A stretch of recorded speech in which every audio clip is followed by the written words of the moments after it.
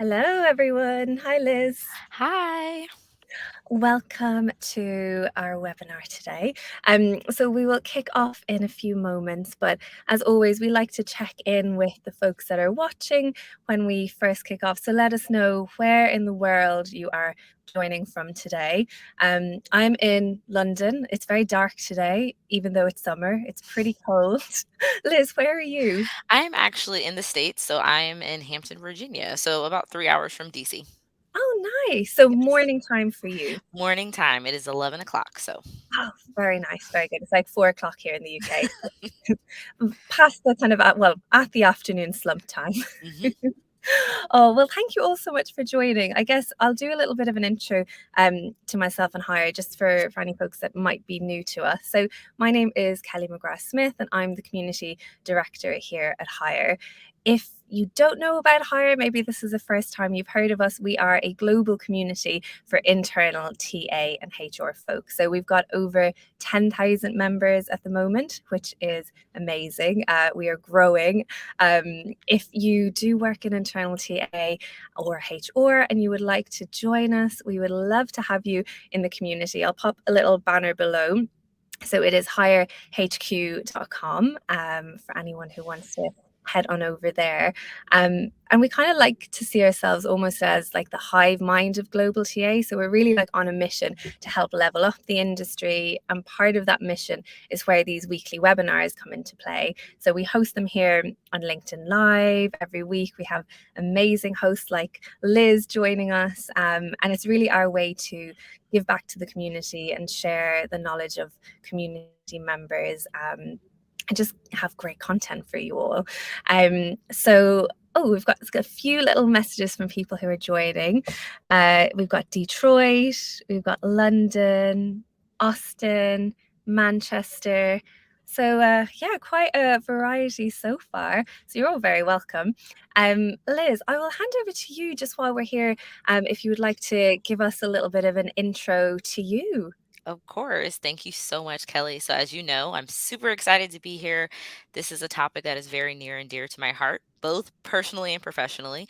But my background is a bit of a mix. I actually went to university and transitioned to education when I graduated and really loved the littles. But one day I kind of decided don't think this is going to be a long-term career. Knew I loved people, had no Mm. clear pathway at all. The world of TA was still kind of underneath the umbrella of HR. I went to a job fair and met an agency and started agency recruiting. And I actually built out 2 lines of business for them.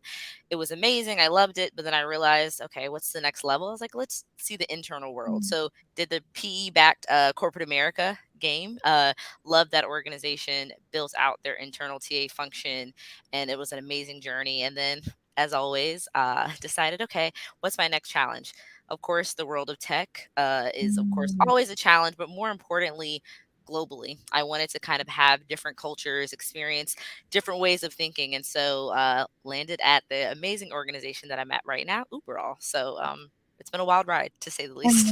Amazing. I love that. It's so interesting hearing about people's journeys into TA because I think there's so many different backgrounds. I think a lot of us kind of fell into TA.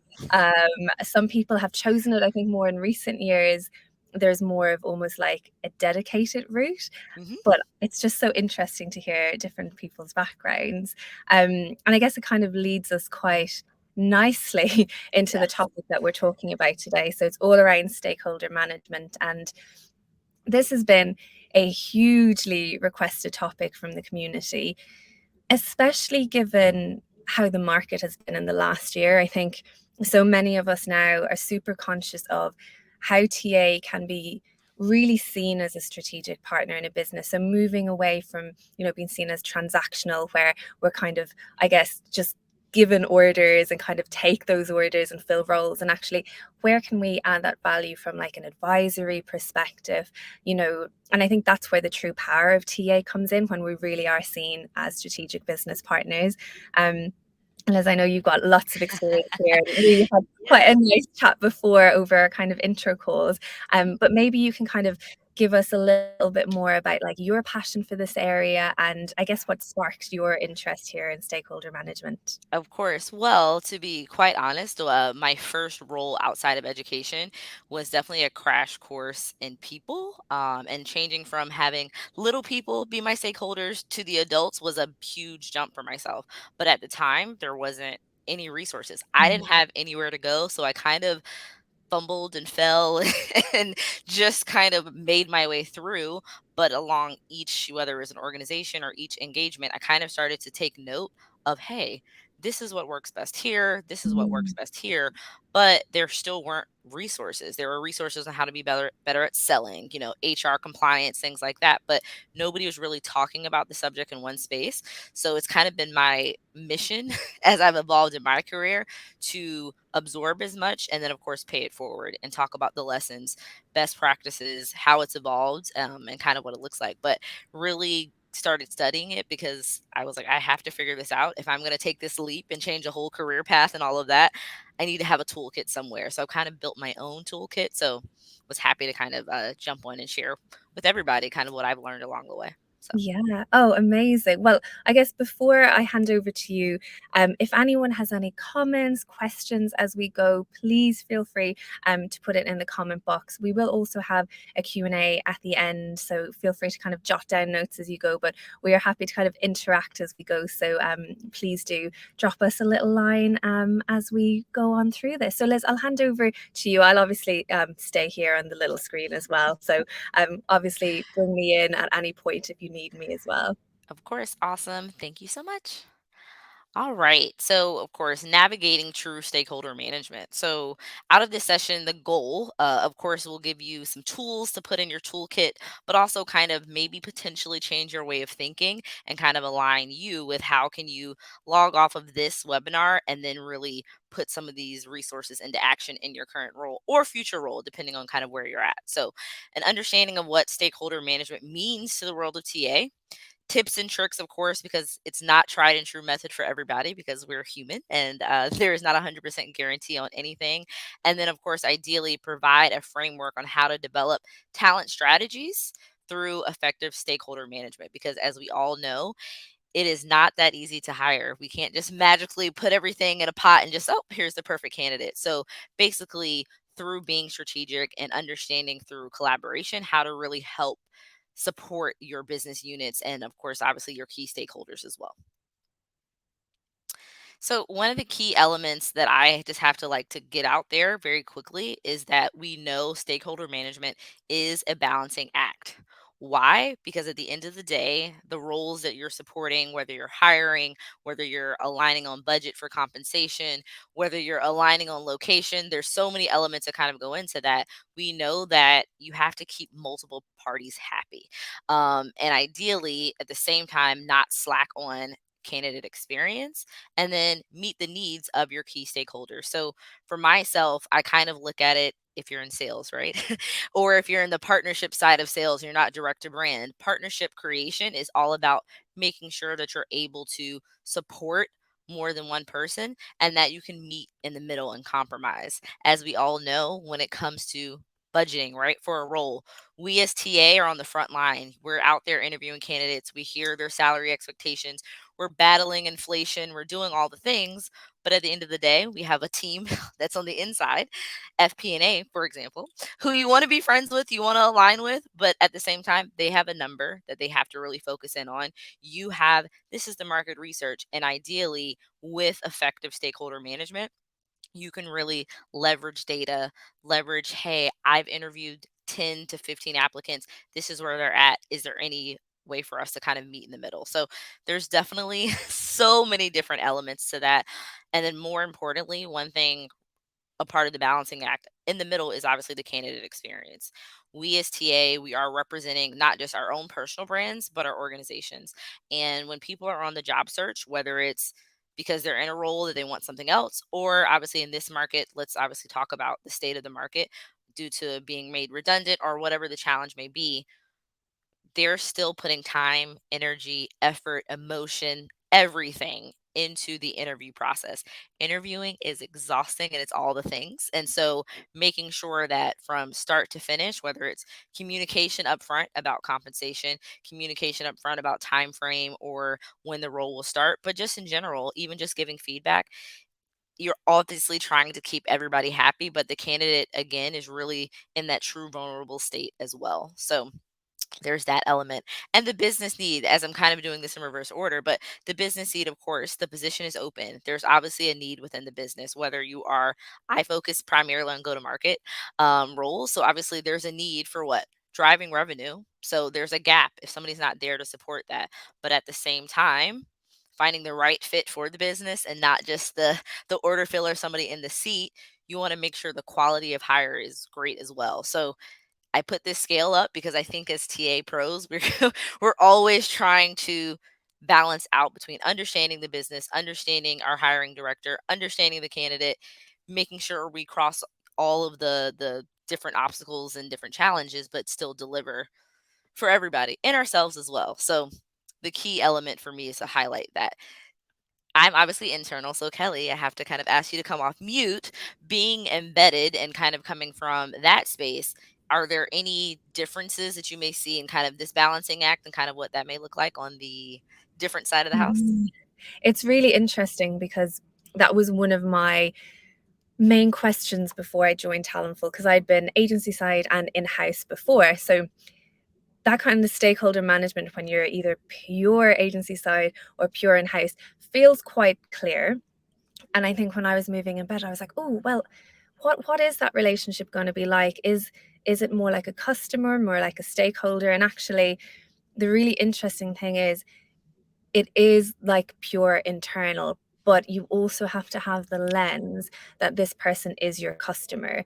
So it's almost like heightened internal, I Hmm. would say. And that's kind of the view and I guess what you have to keep in mind when you're going through stakeholder management, when you work for an embedded company, you are treating these folks the same way if you are internal, because you are there to advise them. And I think that's what you really have to be mindful of, you know, the difference between, I guess, sometimes if you're pure play agency where you maybe just get a role and you can decide if you're going to work it or not. When you're internal, when you're embedded, you work the roles you're given, you don't turn them down. And I think that's where being embedded, you still have to kind of have that lens of, well, you're here to help, you are here to advise. But I think the approach is just slightly different in terms of, sometimes it can be a little bit more challenging because you have to be very mindful of how you are presenting yourself. And I think, from a personal perspective, that's where I say like data comes into it. You don't necessarily, in my experience, always want to lead from like a feelings perspective, especially when you're embedded or working more on like a consultancy basis. You want to show, this is the facts, this is the data, this is what I used before with X client, and this is how I work. So I would say that's kind of the main nuance and difference. Yes, for sure. Thank you. So definitely my agency background gave me a full crash course at all the things. And then when I moved internal, I had the joy of going through 3 to 4 acquisitions, which actually is it's a journey within itself because there's one way of working. And then it's like, hey, come on in, guys. So we actually have this whole way and we're going to probably revamp your whole recruitment process. But we're still going to find you the best talent. I know that's been working for you for a long time, but we have a different way. So really great. Thank you for sharing that experience. So obviously there's a very big long answer to what stakeholder management is and for myself in general, but it's really about identifying, engaging, and my favorite word, effectively communicating with various individuals or groups who have a vested interest or influence in the hiring process. So the reason I love this definition is because the difference between a vested interest or influence is huge for myself. And I think in our all experiences, right? Like, I think in TA, depending on your journey and how you kind of came into that, if you started off more transactional, you're going to immediately think about, okay, my hiring manager, right? You're immediately thinking about the hiring manager. You may not think about, depending on your organizational structure, If it's a people manager, the HRBP who's going to interview that person to determine whether or not they have the people skills. So it's a vested interest, yes, but they're not directly going to be engaging with that person outside of, depending on the scope and size of the organization as well. So that's more of an influence side of the house. Also, if you think about our finance teams and things like that, that's also an influence in the hiring process, because basically when you get your job rec and your opening, they're there at the approval state. They kind of make or break whether you go to market with the role altogether or if it's even an actual business need. And of course, I'm a person who loves goals, Kelly, as you know, long distance runner. So I love to be constantly working towards something. But the goal for stakeholder management in the TA space today is to build strong relationships, gain support, and align priorities. The recruitment process with misaligned priorities can be a whole different journey within itself. And of course, we obviously are hoping for a smooth and successful recruitment process. But basically also knowing that just because that new hire for that role has started, the relationship and partnership does not end. So as Kelly mentioned, making that shift to be less transactional and more of the consultant, you're thinking about the long game. You're not always stuck on, okay, I made this hire. Okay, there it is. No, I pride myself on checking in with my hiring managers, even if I don't have anything on my desk at the moment, because what it shows them, one, is that you're just as invested in their team and their team success. And you want to make sure they're set up for success as well. But also, as we know, humans are humans. And if there are some potential needs for upcoming openings and you've already checked in, you already can start, whether it's talent pooling. You can already ask them, okay, well, if this role or this candidate or this individual on your team is not working out, hey, what are some of the gaps? Like, I can take a job description and that's what you need, but I need to know what you don't need. I need to know what's working really well. And so that's where the shift starts to happen. So in general, Kelly, with the embedded process, be interested, depending on, I guess it may depend on the time frame of the relationship, but do members at Hire and Talentful, do they get a chance to kind of do that like long-term thought process, and how may that work differently embedded? Yeah, it's a really interesting one. And it often depends on the duration of the project that we're with a client. So, for example, I was with Gorillas. I was there for 14 months. Hmm. So, that period of being with a company for 14 months, you feel completely internal and you know it's going well when they also see you as, a peer and a colleague as well. So, you absolutely have that time, certainly, for the longer projects, to really build those relationships. And sometimes, it can be a little bit easier when it's a longer project, because you kind of approach it from like a perm perspective, right? Right, here's all the steps I need to take to actually win over the stakeholder, to set up communication strategies, to, know the cadence of communication, to understand their personalities.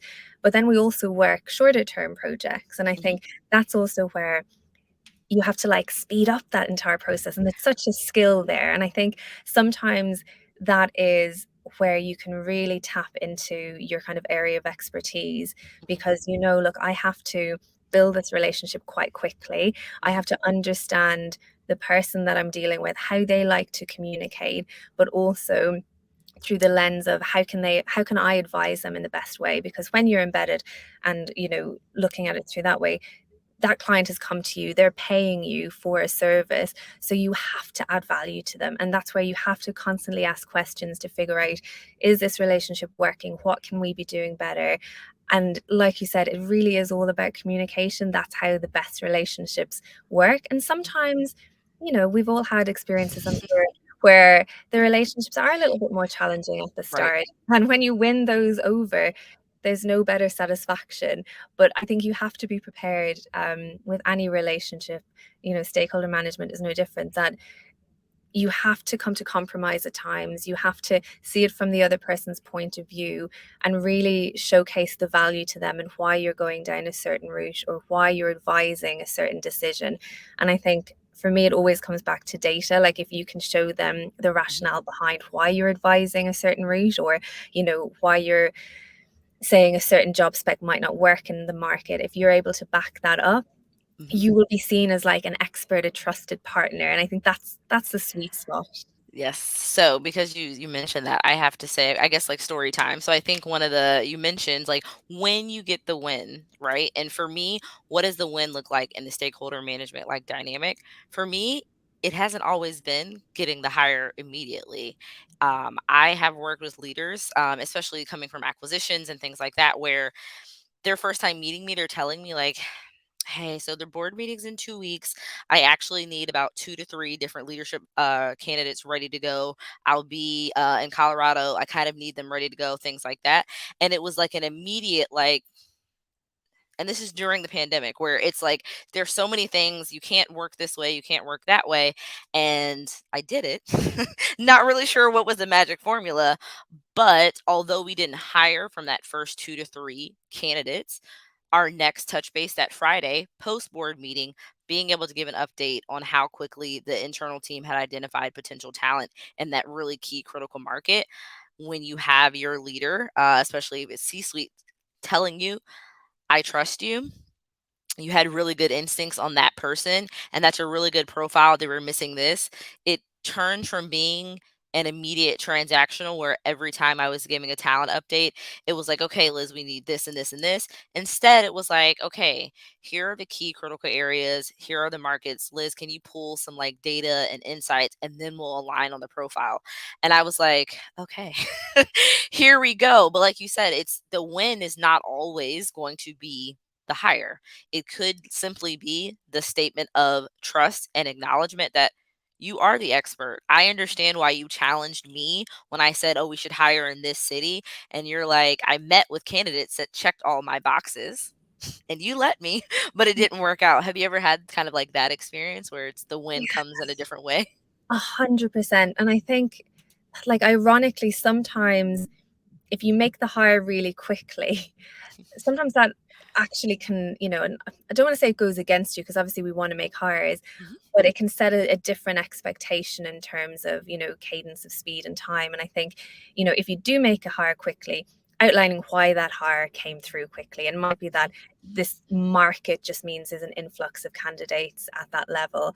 But I do agree that actually, when it comes to stakeholder management, it is that trust piece that feels like the win. That trust piece that, look, if this role is going to take X amount of months instead of the 4 weeks they wanted at the start, Yes. and you understand why, and you are advising them and able to, push back and maybe share a profile that they wouldn't have looked at in the first place and say, look, Mhm. trust me, please interview this person. Mhm. I think when you get a stakeholder and a hiring manager who trust you so much that they will interview someone on your recommendation that maybe is a little bit different to what they were hoping, Mhm. that feels like a real win. That is the win. And so you definitely I love that you shared that, and I think that's just for all of us. Like I think especially in the people space, every day is not going to be a win, and where you kind of look for like the little glimpse of hope or the light, especially in the unique candidate market, or you're looking for the purple squirrel or pink unicorn, whatever you whatever we can call it now. But I think there's just so many different ways that you can kind of really build on that rapport, and then each moment of trust that you establish, the more and more, not easier the engagement will become, but the more you'd be amazed how the next time they're talking to their peer that they're like, oh, I had a really good hiring experience. So when their peer may have a job opening, they're going to come to you and already have some great insight on how your abilities because they heard from somebody, oh, it was a great hire with this particular TA partner. And so you kind of get to build your reputation off of that one engagement and kind of spread the wealth, as I like to say. You only need one champion as a within a within an organization. It's great if you have two, but you only need one champion who kind of speaks highly, whether it's of the whole TA program, if you're working regionally, just different things. But I've learned over time having that one it starts to make each engagement, especially if Mhm. you're hiring and working with VP and above or C suite or any role or any managerial role. But I know it can be as an IC, some of the challenges that can come from working with that, like, oh, they're at this level. I don't want to challenge them or I don't want to seem like I'm not agreeing with them. But just little by little, building kind of up to that is pretty key. So as we kind of move into the next space and topic, this is something definitely near and dear to me. So one thing that I learned, being a transitional person, was that the key elements, I will not always be the smartest person in the room. When I went from being in education to actually moving into the corporate space or the different world, that was a journey. It was not easy. It was moments of questioning my own abilities. It was moments of thinking like, oh my gosh, okay, I'll just go back to teaching. It was a lot of times because first coming in, you're hearing all these buzzwords and you're looking at P&Ls and you're looking at cost and closing deals and negotiations. That's not the space that I came from. And so for me, I recognized, okay, I'm not going to always be the smartest person in the room. Might not be the expert at whatever it is, but what can I do that maybe others, my peers who have all this business acumen and all this knowledge of like the corporate world or the business world? And I remember my second or third client meeting. This is as an agency recruiter. So those are always a little bit daunting. Sitting, and this was a VP for an engineering startup, so a new company, and very particular. There's some cultural nuances, all the things. But I realized that the person that I was taking the meeting with was very, I have a big personality, yes, but it takes a little bit for that to come out. But he was very just big arm moments, big movements, and I could kind of see the particular client kind of leaning back, become closed off, and not be really comfortable, ideally with the topic. And so what I recognized was like, hey, let's understand the cultural differences. Big personality, not their way. So if I start to leverage what we like to call EQ or emotional intelligence, whether it's body language, whether it's just being self aware of me, I talk with my hands. So I would go into the meetings now. I'm watching, like, okay, part two of the meeting, I'm going to not talk with my hands. And I kind of gave my teammate a little bit of a side, like, hey, just from understanding what I know about the culture, that big hand movements, loud voices doesn't really work for them. Let's try to read the room a little bit. Let's dial it back just a tad and let's see what the difference. Those minor tweaks to the whole engagement, not only did we close, but they ended up using us for direct hires in addition to some temporary support as well and project based items. But sitting back in my office after that very, very tense 2 hour session, I was like, what is this called? What is this journey of understanding and reading the room? It's not IQ, no, but it's all about being able to understand the humans, it's self perception. It's about you as well. It's about your interpersonal skills. It's about stress management. It's all the things. So, EQ is the ability to recognize, understand, and manage our own emotions, as well as accurately perceive and respond to the emotions of others. So, my knowledge that this individual that we were sitting across from the table was completely uncomfortable was probably the biggest win, because if we had not made that change, it would not have happened. And so one of the things that I have been studying for probably the past 5 or 6 years intentionally, because I've been in so many different environments in the TA space, has been on how to improve my own level of EQ, but then more importantly, based upon my abilities, the ability to perceive and understand. And in stakeholder management, perception is everything. Behind these screens, I don't necessarily get the same tone of body language, but you do learn how to read the room. And so at the end of the day, when you have a high level of EQ and you really kind of flex your muscles in that sense or build upon that and train yourself to be more self-aware, but then also aware of others, you're able to really kind of cue in on the stressors of others.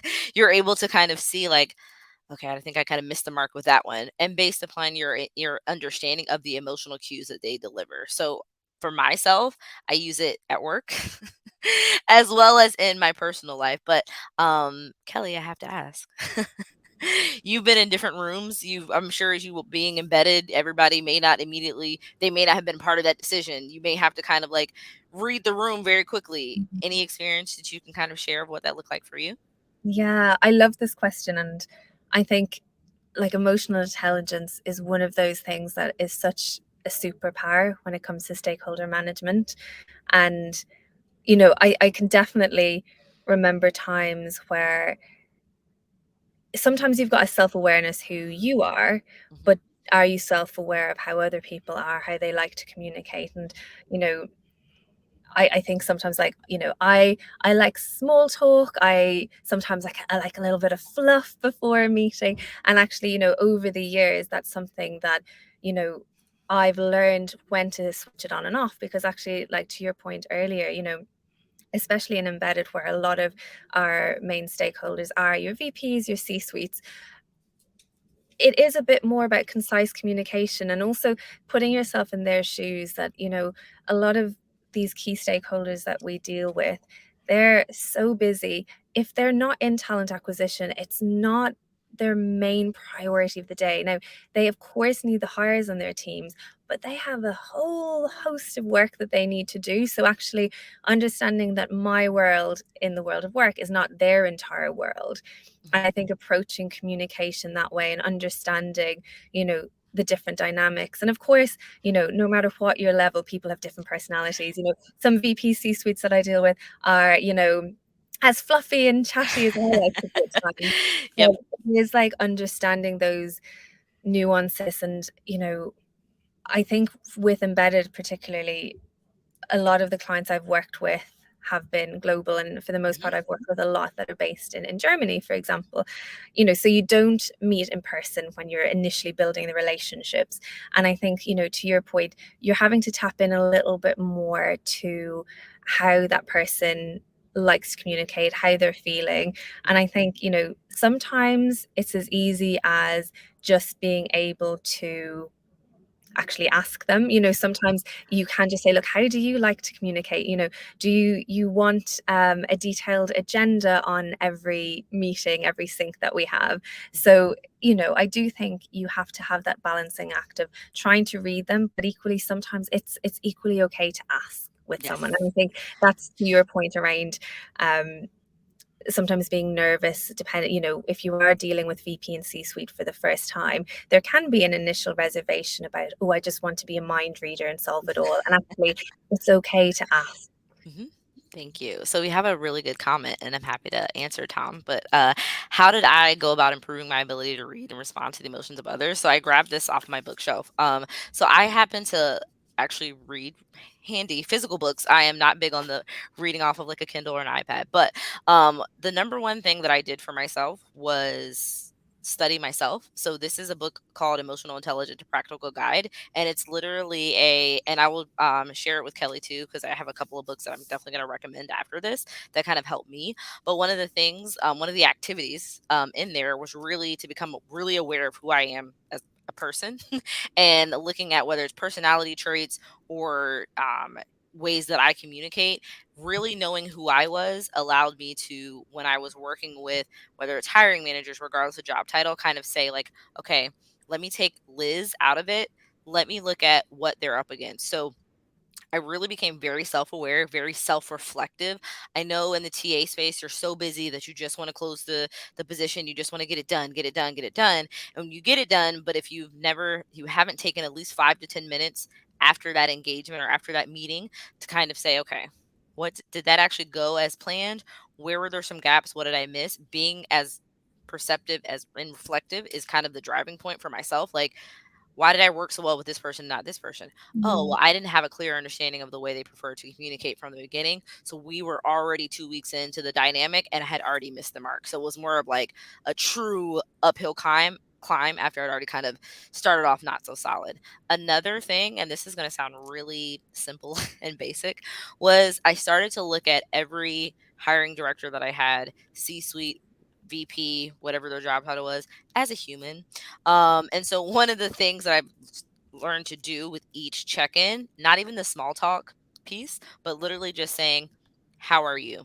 And when you ask somebody, "How are you?" especially when they're so far advanced in their career, they're going to tell you the truth. They're going to tell you the truth. They're going to tell you what they're up against, right? Knowing what they have, what your stakeholders have against them, or what they have at risk is one of the best ways to be able to read and respond to their emotions. Because if you get on a call with somebody and it's for an intake session and they seem very, I need this, this, and this isn't working, and this isn't working. And then you find out, like, hey, they're in a whole other continent and they only have ICs on the other continent and they have no direct management, but they also have a revenue target and they've missed the mark and they've had this. Oh. okay, you're stressed. So right now, I need to be direct. I need to be solution oriented. I need to speak with direct finality. It needs to be finite, clear, and concise. That's all you need from me. So it's so critically important, regardless whether you're in engineering, go to market, people spaces, any of that. All of your stakeholders are just like you. We're all working for somebody. We are being held accountable to something. So I really improve my ability to read and respond to emotions by knowing what stresses them out. Knowing what the root cause of their stress is, knowing why they're engaging with me to begin with, allowed me to say, okay, one, I need to simply ask how people are doing. That's step one. You'd be surprised. And a lot of C suite will tell you nobody does that for them. You kind of get so far ahead. It's very rare people are reaching up and saying, hey, how was your day? It's really not a it's not a common thing. But I often will say, like, you have to really, really, really just step outside of yourself to begin with, and then go out of your way to show your stakeholder that you are just as invested in them achieving, whether it's a revenue target, a product roadmap, whatever you're recruiting for, just that. And I think it's practice. It's practice, practice, practice. Like, I've worked with all varieties. I will say, if you've ever reported into directly C-suite, you also learn a new new skill and abilities there as well. But to be honest, Tom, it was really just about starting with myself, being aware of who I am. Am I particular? Am I really as flexible as I like to say when I took that first personality assessment? And then based upon that, making sure that I went out of my way to understand all that work I did for myself. I'm going to do the same thing with each of my stakeholders. So just definitely knowing what they have at risk is going to also be one of the things that I did really well. So not easy, and it's a journey, but for sure you'd be surprised when you find out, like, oh, now I understand why you were so short in that Slack message. It's because you feel like, the world is kind of falling down around you, and it may be in their world. So just really just practice is the number one, but and asking all the questions, not being afraid to say, hey, what is the team kind of up against? And an empty seat is not, I mean, obviously that's a given, but really kind of digging deeper as well. So I hope that helped just a little bit. Thank you. So I think the biggest tip, like I said, it's definitely going to be when it comes to developing your EQ, is going to be, it's a continuous journey. Like, you may have a really positive hiring experience with a manager for one key role. Then the next quarter they're hiring again, and you're thinking to yourself, oh, I've hired for this role before. Oh, I've worked with this person before. And it's going to be the same smooth sailing. It may not be. It's all about, it is dynamic. It is changing. Maybe everything's going to plan and all this. And so they're even more flexible with their profiles. They're even more this, or maybe it's the exact opposite. And maybe there's some issues and some internal things. So just always being aware that it's just a continual dynamic journey. But that's where your self awareness, which includes everything like your flexibility, your ability to manage your stress, your ability to quickly and effectively make decisions, will also help you kind of move through. And EQ is really all about your level of resilience, your level of, again, of knowing how you respond to things, and based upon how you traditionally respond, reading the room to see if it fits or not, and then kind of moving from there. So awesome. So I think tools, kits, all the things. For me, one of the things that has helped me the best way is that I am permanently curious. If I could have stayed at university forever and and never moved into the real world, I probably, signed me up for that. And I only say that because I thrive constantly learning. I always want to have a better understanding. I always want to know, what does that mean and how does that kind of go. So one of the tips that I kind of want to leave with outside of the curiosity component is, go out of your way to learn the business that you are supporting. Whether you're in the tech space, fuel, wherever, every industry has a knowledge base somewhere. It may be the most senior employee at the company that's going to be your knowledge base, or it's case studies, or it's, webinars, whatever your brand or company that you're supporting, is really, really a driver for you. Because again, the more you know about the business that you're in, you're going to know the great things about your business. You're going to know whether it's go to market things, what the challenges they face, and you're going to be able to show like, hey, I really care.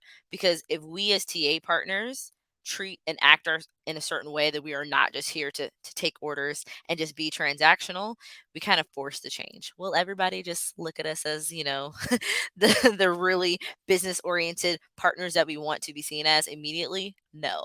But the more that we conduct ourselves in that way and educate ourselves on the industry and the business and the trends, it kind of makes it harder for them to just take us as order fillers instead, because we have maybe we have a little bit more knowledge because we kind of go out of our way to be a part on top of the trends instead of just focusing in on the day-to-day task. But in the elements of curiosity, a better understanding, you need to be able to understand the insights, understand the trends, understand your competitors, maybe who's taking the talent from you.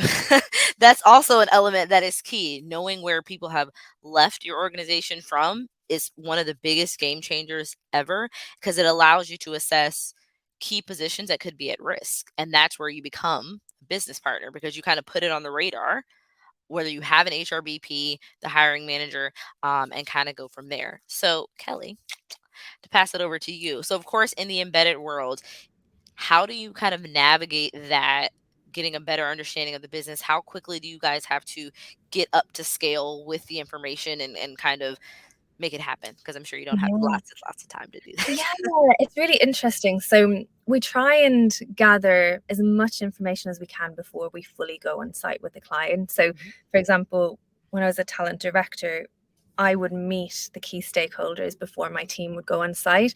And that was for me to kind of ask all those key questions, build up almost like a persona and a profile in terms of where the company's at, what the challenges are, and then support the team in getting up to speed in terms of what that looks like.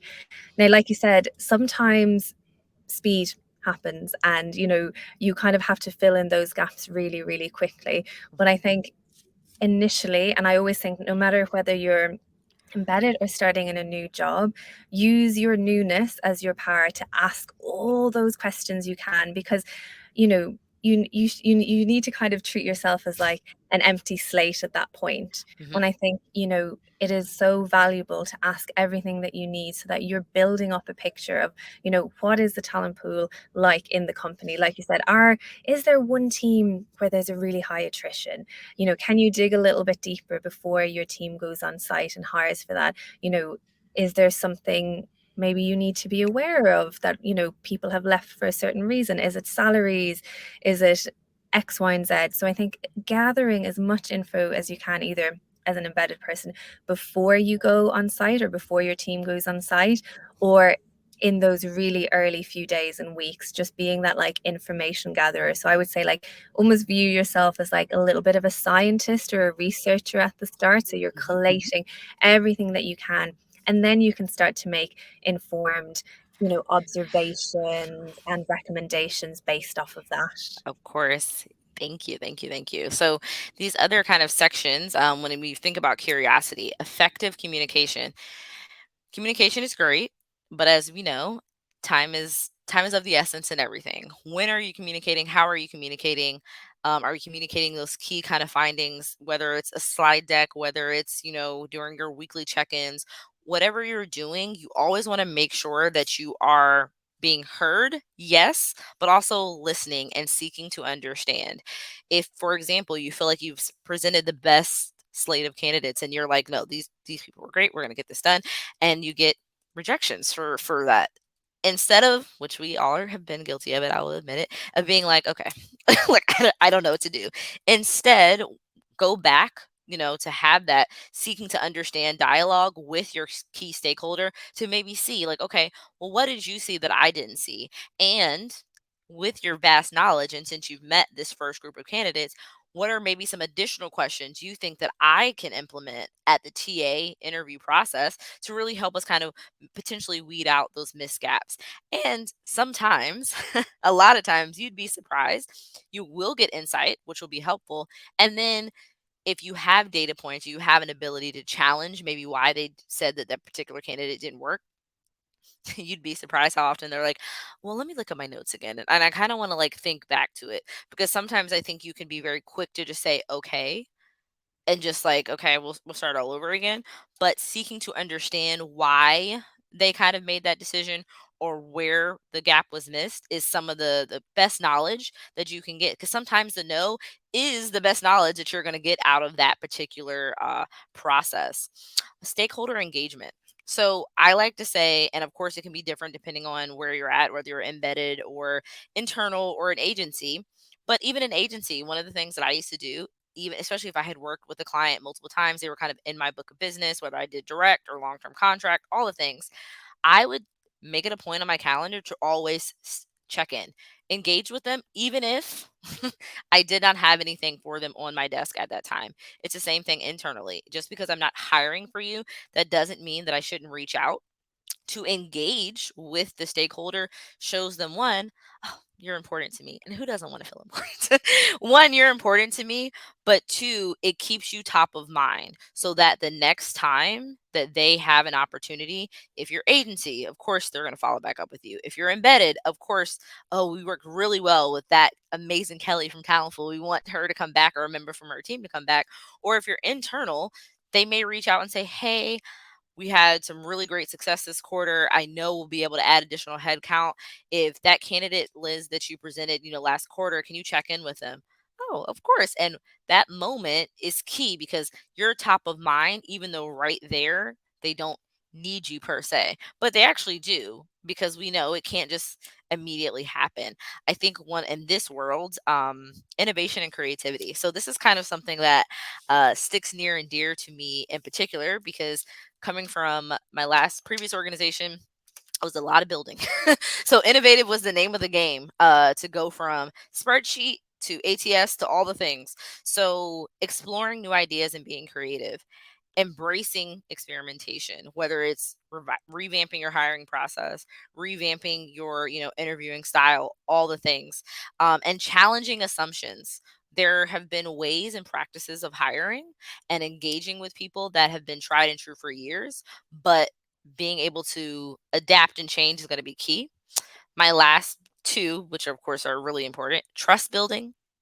Trust does not always mean, like we said at the beginning, the hire. Trust means doing what you say you're going to do. Trust means delivering on a solid intake session. Trust means that they trust you, that if they passed your screen, yes, I will find time on my calendar to interview that candidate, because I trust that they have been vetted and they're the right person. They could potentially be the right fit. And last, but kind of certainly not least, continuous improvement. That's where I mentioned before the reflection comes in. That ties to EQ, that ties to the recruitment process, that tries to checking in on your stakeholders to see how they feel about what's happening. But reflection matters, because reflection is where you get those positives. Sometimes those hard lessons are sometimes like, okay, I know I will not be doing the next time that I have to do that again. So that's really kind of the major elements. But curiosity drives all of this. And the more curious you are, the more likely you are to build a solid rapport with stakeholders, whether it's hiring director, FP&A, because we need those guys as well, your HRBP, and all the things. So definitely curiosity is key. And last but certainly not least, take action. I'm not going to use a cliche that says take massive action. No. It could simply be building a relationship. It could simply be, if you're getting off this call and you hire for some certain manager last quarter, if they don't have anything on the books right now, just sending them a note. Whether you use Slack, everybody uses something. Just saying, hey, just checking in, seeing how everything's going. That is an absolute win, because at least you never know. It could be a new position, or it could just be them saying, hey, super busy, projects are doing amazing, and then you kind of go on. But building a positive relationships fosters trust and collaboration. And last but certainly not least, communication, communication, communication. So clearly defined expectations, managing communications, sometimes over communicating, just in case you have that type of hiring director, is also more of a long game. But it's not about taking massive action and turning around, your whole entire relationship with a particular stakeholder in one day, but the little steps, and the little steps build on top of building on top of building. So I hope that helps. And of course, my closing thought would be stakeholder management is not just about meeting expectations, it's about nurturing relationships, fostering collaboration, and then ideally unlocking the untapped potential of collective wisdom. We all have our own little bank of knowledge. And if we don't share, we don't collaborate, we don't engage, we don't challenge, we're just missing out opportunities. So I hope that helps. Kelly, I'll pass it back to you. Amazing. Oh, Liz, thanks so much. I feel like it was such an amazing session, and I think it's one of those topics that I feel like we could talk about for hours, and we could have like multiple sessions on different components when it comes to stakeholder management. But it's always great to hear like different people's insights and views in terms of what worked, what hasn't worked. It's ever evolving. I think no matter how long you've been working in HR recruitment, it's one of those areas that, you know, like you said earlier, stakeholders are humans. So it's going to be different every person that you work with, and you will have to adapt. You will learn new things as you go on through life as well. We have a few more minutes. So while we're still here, if anyone has any questions that you want to pop in the chat, any observations, any key takeaways from today, do let us know. We'd love to hear from you. One of the things that I found really fascinating as well was, I mean, the whole talk, firstly, but you kind of ended on that part in terms of sometimes you need to over communicate. And I think that is something that I think is really key with the more senior stakeholders that you start to work with. And I would always say, as TA folks, sometimes we get great training depending on where you started your career. Sometimes you don't. Sometimes you're learning on the job, and it's kind of trial and error. But I do think sometimes that piece of over communicating, don't make assumptions, put put an agenda, put a detailed agenda in your meetings with people, especially when you're trying to get time in with your very senior folk, because their time is even more precious. And it's better to kind of run through those points, and it'll also keep you on check too, as a business partner, to make sure you've not forgotten any key objectives from that call. But I really do think it comes back to that point of everyone is a human that you're dealing with, and I think that's really important if you're someone who is faced with potentially working with a stakeholder that is maybe more senior than you're used to working with, and you're nervous. They are a person.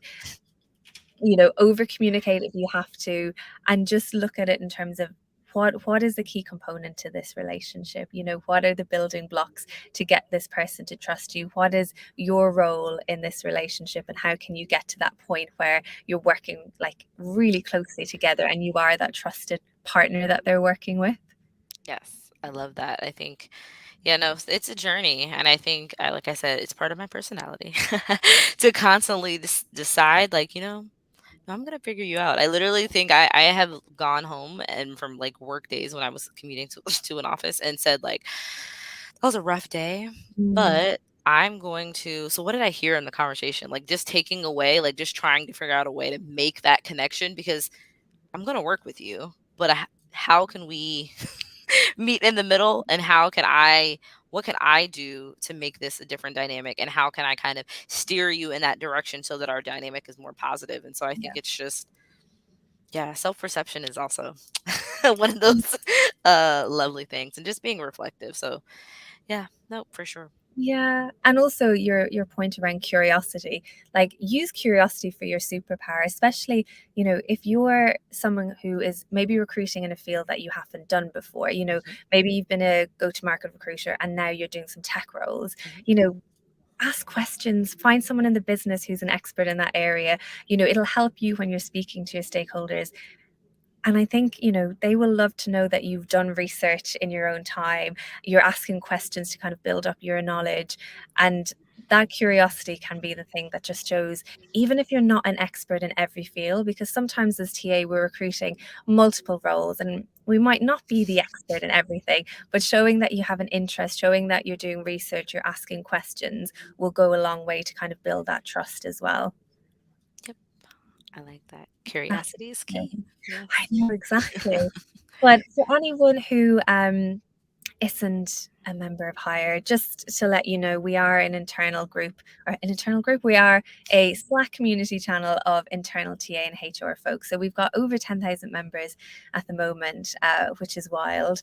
So if you haven't signed up yet, I've put a little running banner. I'm experimenting with the banners today. I found one that slides across the screen, which I got very excited about. So you can head on over.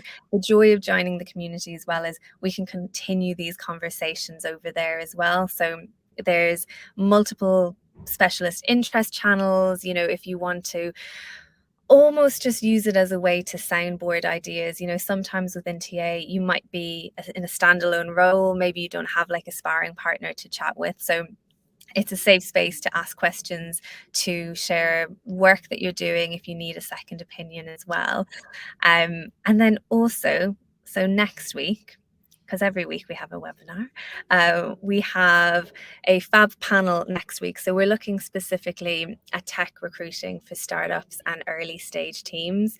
So we have some amazing experts who've worked with a huge variety of companies, from Hopin to Checkout to Linda's Health and many, many more. So this should be a really interesting conversation. And we're also looking at how you can actually stand out to tech candidates at the moment, because, we are in quite a risk averse market. It's one of those situations where, having these conversations will hopefully spark a little bit of inspiration. And as always, we'll always have Q&A as well if you want to chat to anyone. So that is it for now. We've got a few messages coming through saying thanks for the time, and obviously this will also be available on replay. So if you ever wanted to go back, watch it, take some notes, share with anyone in your team who might benefit from the session on stakeholder management, you can of course share it as well. But Liz, lastly, just thanks so much for your time. I mean, I feel like we've been chatting for ages. Yes. Connected in maybe May about Mhm. this topic. Mhm. So I've been waiting and being very excited to finally have you on with us. Of I course. really appreciate your time, because I think, these webinars, while we have an hour here, there's obviously, Liz, you would have spent time prepping, obviously putting the amazing slides together. So we really appreciate you taking the time to join us. Of course, this has truly been a pleasure. As you know, I love the Hire community. It's been like my little learning hub, and then it's great to be able to network, and it's really a great group of people as well. So definitely please check out that community. It's been amazing. So yeah. Oh, that's so great to hear. Well, I will see you soon. And for Yes. everyone else, thank you for joining. And we'll hopefully see you at a future webinar. Thank you all so much. Thanks Bye. everyone.